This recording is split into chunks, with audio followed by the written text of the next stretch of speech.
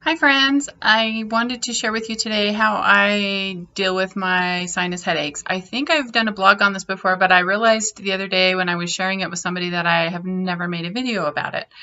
So I have been having migraines and headaches for more than half of my life.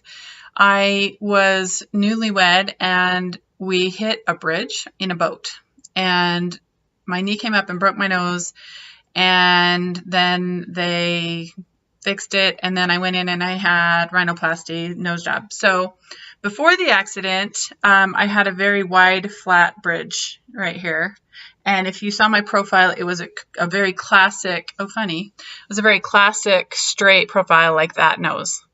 um, and so I was trying to think of what I could show you that was like that, but it was a very classic straight nose. And so then after that, I have this more of a scooped cosmetic nose. But from that experience, since I broke my nose, I get sinus migraines, pressure migraines. So it depends on the amount of the pressure storm. Now, I was talking to my sister about this. We were traveling for a wedding shower or baby showers, and we were doing a lot of up and downs. And it's at the exact same point in travel, when I'm heading to visit my family, that I start to get a pressure, and then my nose gets stuffy and I can't breathe as well. It's like an antihistamine type of response where everything starts to get stuffy. And then if I continue on a climb, I will get to the point where the pressure is so bad I'll have to pull over and throw up. Now, that traveling, I know that happens. On a plane, when they pressurize it, I don't have as much of a problem, but when I'm driving, so say I drove from a coast to a mountain or a mountain to a coast, it doesn't matter if it's up or down, the change in pressure is what causes the problem. When we went to Peru and we were doing our service missions for 2 years, I didn't typically drink soda or pop, depending on where you are from the country. Is what you call it. But as a teenager, I did. But as a child, we would just get it on special occasions when camping. And then as a teenager, I drank it a little bit for a couple of years. And then when I got married, living on the East Coast, the water wasn't as good. And we always drank bottled water because we had lead soldering and stuff in our pipes. And so I did drink it a little bit more then. And then when I moved 20 years ago, I stopped drinking it as much because we could drink from the tap again. And then I realized I was getting these pressure headaches every time a storm would come. And I didn't have as many pressure headaches when I lived on the coast. We lived literally on sea level when I lived in the East Coast. We lived on a river that was basically an inlet for the ocean. And so I didn't have a lot of storm pressure headaches there. But when we moved into a higher climate, I started getting a lot of pressure headaches. And as you travel up and down, you get more of that. Where on the East Coast, I would just travel. It was mostly coastal, so I didn't really have that problem unless there was a really bad storm or something. But once I moved to more towards the West Coast in a higher elevation, I started having these pressure headaches on a regular basis when the storms would come in. And I can always tell 24 to 48 hours before a big storm comes in if the storm is going to be bad or not, because it wipes me out.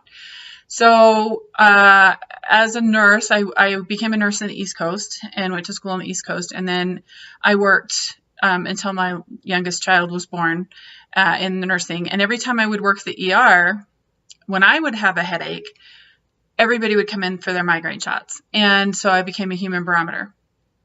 And my kids always, I say, oh, is a storm coming in? I'm getting a headache. And they'll look it up and say, yeah, the barometer's up or whatever. But so it's kind of the joke of the family. But I met a woman, and I don't even remember where she was. So thank you to this woman, because she shared with me the cure that she found for her migraines.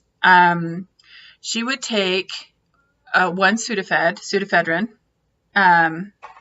This is a nighttime, but it's got the daytime in it. And these are the ones, the little red pill. The kids are like, which pills do you want, Mom? Little red one? So they know the mix, because when I have a really bad one, so like if I start getting one the night before and I don't take something before I go to bed, I'll wake up in the middle of it. And if I do that, I can't get rid of it until I throw up, pretty much.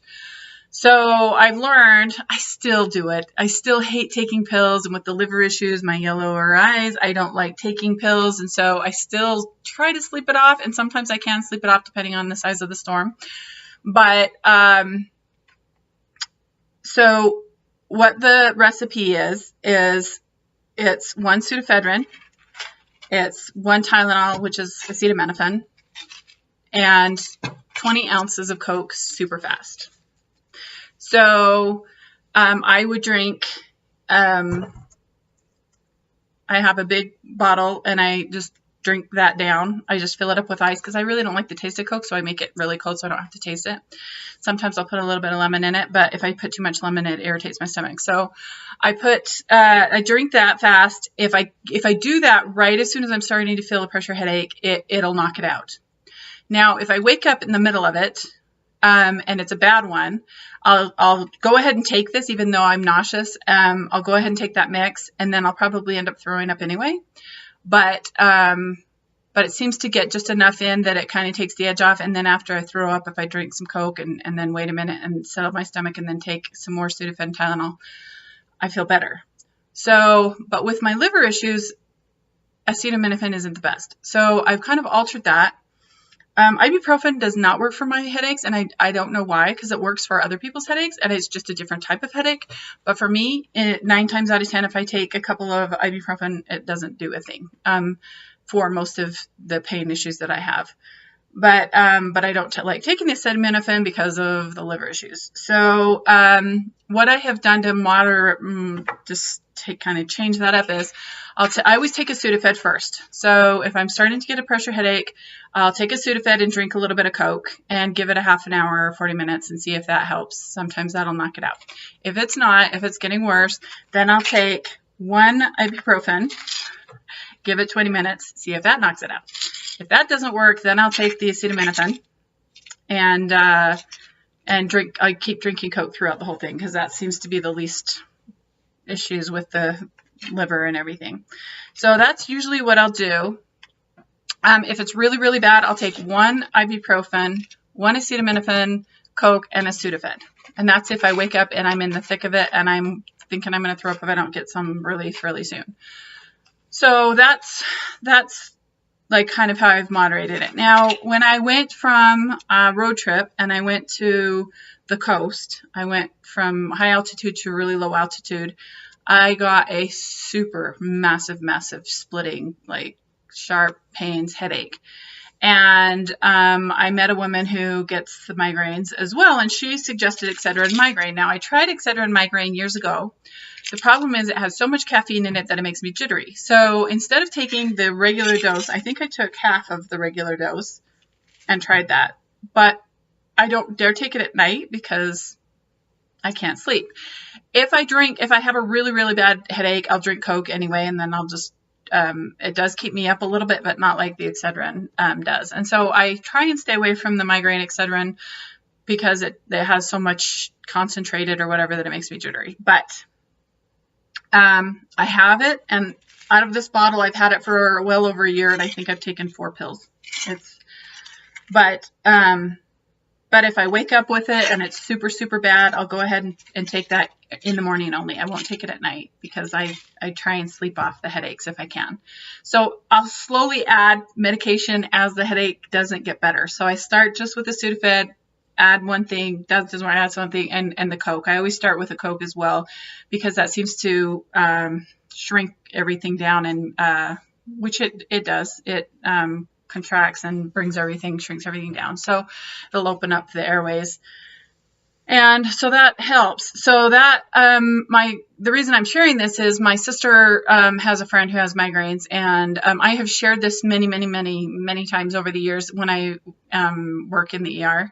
And I also have another friend who gets migraines when I get migraines, and I have a niece that gets migraines with the same thing. And I think it has to do with if you've broken your nose or, sinus, some kind of head trauma or something where it affects the sinuses, where you can't, the sinuses are supposed to like, kind of like a fish, scales on a fish, they expand and contract a little bit. But when you've had a fracture, they don't expand and contract like they normally should. And so with that, you get a headache because the pressure is making increased pressure in there, and it's not expanding and contracting as it could or should. So I just wanted to share that with you. It's kind of funny. For Christmas, I said to my kids, I just want everybody to go and buy me some Sudafed, because it's a controlled substance, because they use it to make meth, I guess, the red substance or something. I used to be able to go to the dollar store and buy a bottle like this for 100 for $1, and it was super cheap. And so I would just, get them and use them as I needed. And because it's my first line, I'll just take one and see if I do better. And, but then they became controlled substance. So now I have to go to the pharmacy, not controlled, but over the counter. I have to get them in the pharmacy. So it's controlled, it's not. But, so I have to go to the pharmacy, and you have to sign for it when you purchase it, so they can make sure you're not making meth with it. So it became harder to get, but so I just told my kids, just go get me some. I want to have a supply of them. If anything ever happened, that's like the one thing that I know helps. And when I'm traveling, when I'm going to be driving, it's funny. My brother lives in a higher community than I do, and every time I drive there, I hit a certain point going to one family's city, and I have a problem if I don't drink Coke at that point before I go. And then as I'm heading from that community to another one, at a certain point, I start having a headache and feeling the pressure, and then I go up a steep canyon, and several times at the exact same point in the canyon, I've had to pull over and throw up. So I know if I'm going to visit the certain brother, I have to take a Sudafed, take a Tylenol, or drink Coke or whatever before I go. And in Peru, I had to actually, it was funny because, I started the story and I didn't finish, I got hit the brain fog thing going on. So my family does not drink caffeine drinks normally, and I personally didn't drink them growing up, and I don't really like them because they, you don't want to drink too much caffeine. It's not the best for you. But when I learned that recipe from that lady, I drink Coke all the time, and I share that on my videos because of the parasite, because I'm tired, and the migraines and headaches, especially in the springtime. It's a lot of pressure storms. So we were in Peru, and we were traveling, and this one there's a village that's like 2,000 feet in just a few minutes when you're traveling up to visit it, where we would work. And I would get these stupid headaches all the time. And we were in a tour group, so I couldn't always get Coke. And so my brother's like, you drink Coke a lot, you must be addicted. And I'm like, well, I don't really like the taste of it, but it helps my problem. And so because every time we'd go to a restaurant, I'd order a Coke. And if I could get a can or whatever, I'd kind of hoard the cans so that I'd have them when we were on these bus rides up and down this high mountain village. And one day that we had just done too much traveling, we were on a bus going to, I think it's the Sacred Valley. And so you go high down into the low valley. And I was so sick. And I said, I just knew it wasn't going to be good. And I had to pull the bus over and throw up on the side of the road. And it was funny because my brother's like, can I do anything? And I said, yeah, get me the biggest Coke you can find, because we had hit a village. And he came out with a 3-liter bottle of Coke. I didn't even know they had such a thing. It was huge. Of course, we have no ice. We're on a bus. Didn't even have air conditioning. I can't even remember. But like, I get this big bottle of Coke, and I'm drinking out of this big bottle of Coke, trying to get my headache down. I had already taken all the pills I could take, and can't overdose. I didn't want to overdose, so I just took what I could, and then it didn't help. So it was really cute. So the next time we went to a city, my brother ran up with, I got you Coke. And I said, well, I don't need it now. We're not going up and down. But it was just sweet that he went to do that for me, because people just don't understand sometimes why people do what they do, or why they do or act what they act, or take what they take. So I thought that was a really cute, sweet story that my brother did for me. But long story short, It's a short video. I should do another one that's just short, but that is why I drink that, and I've shared it with a lot of people, and my sister asked me to make a video so she could share it with her friend. I have thought about doing, before anybody suggests in the things, about doing the ear piercing. I have researched it, and I have talked to several people who have had it, and I think it depends on who does it for you and the type of headaches that you have.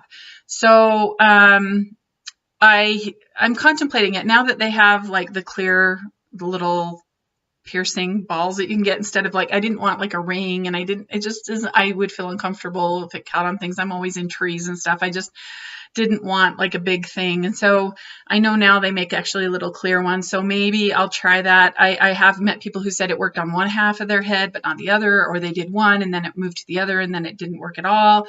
But I have met several people who had this one specific person in our town do it, and they have said they have had relief. So I'm thinking about maybe going to her and trying one side and see how it works and then do the other side.